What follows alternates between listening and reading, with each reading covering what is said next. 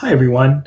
This week's subject, Linguistic Reconstructions of Prehistory, brings together two distinct anthropological subfields, linguistics and archaeology, into a kind of weird hybrid inferential enterprise. What can we know about people who left no written record, based on languages that are spoken today, their long, long distant descendants? This is the problem of historical linguistics, which is one of the oldest traditions in the discipline. It goes back hundreds of years.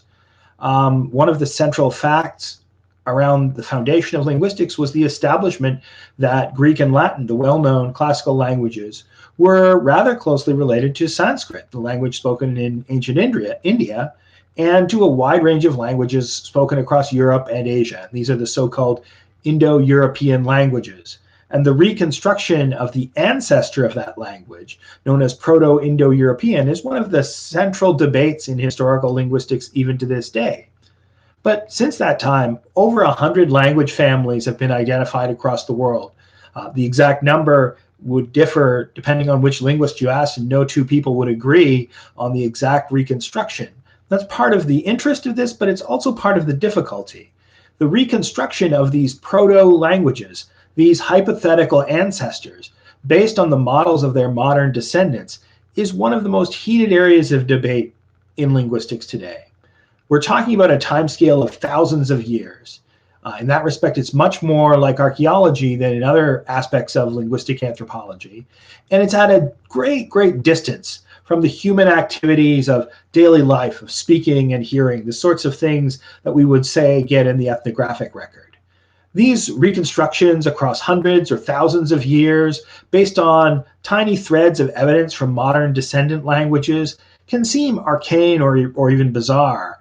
It's also one where almost no two people agree on anything. The evidence can be thin, it relies on numerous assumptions.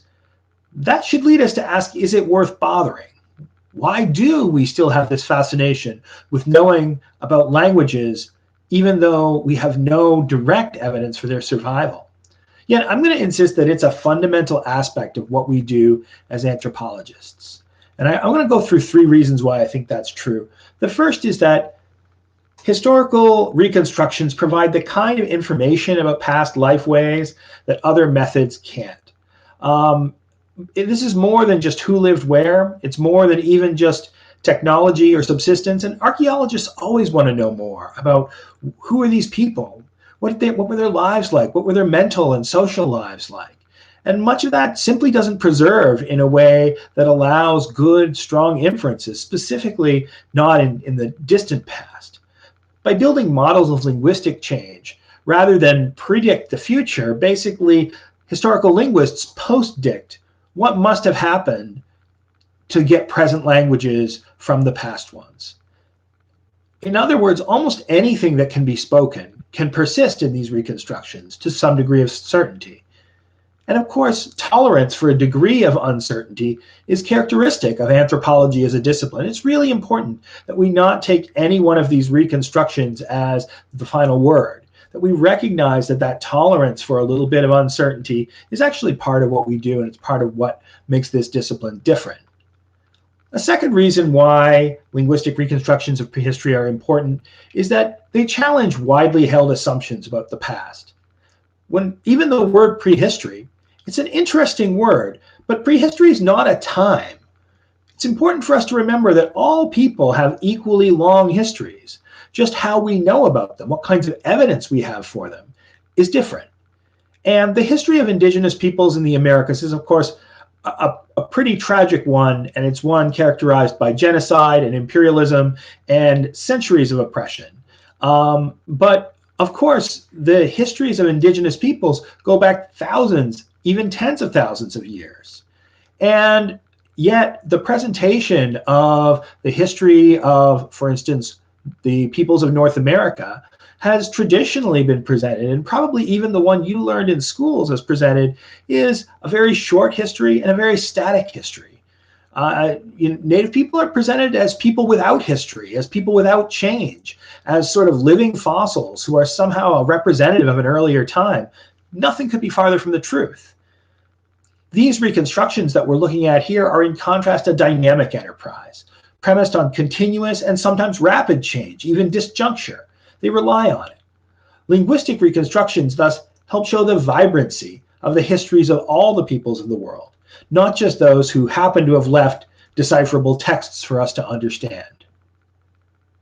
The third reason I think that this subject is important and relevant for all anthropologists is that it's a holistic enterprise in the best anthropological tradition.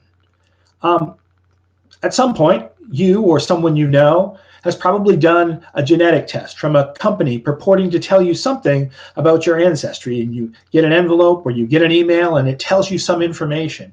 Well, what does that mean? What does it actually tell you about you or your past to receive some indication of some genetic markers? It doesn't tell you nothing, but it certainly doesn't tell you much about the way that your ancestors lived. It doesn't tell you what languages they spoke. It doesn't tell you what their material culture was. DNA is interesting and important, but alone, it's a relatively impoverished source of evidence for many of the things that we most want to know. Now, archaeological and linguistic evidence have their own perils and possibilities. No one source of evidence is sufficient to get at what we want to know, but rather they allow us to confront and challenge a narrow genetic determinism for the past, to triangulate a richer history than would otherwise be possible. Anthropology's strength is as the integrative core of the human sciences, and as such, there's no reason for us to surrender ground to biological disciplines that simply see genetic history as determinism. Anthropology's strength is that it neither ignores biology nor sees it as the be-all and end-all of what we have to say about ancestry and the human past. Thanks, everyone.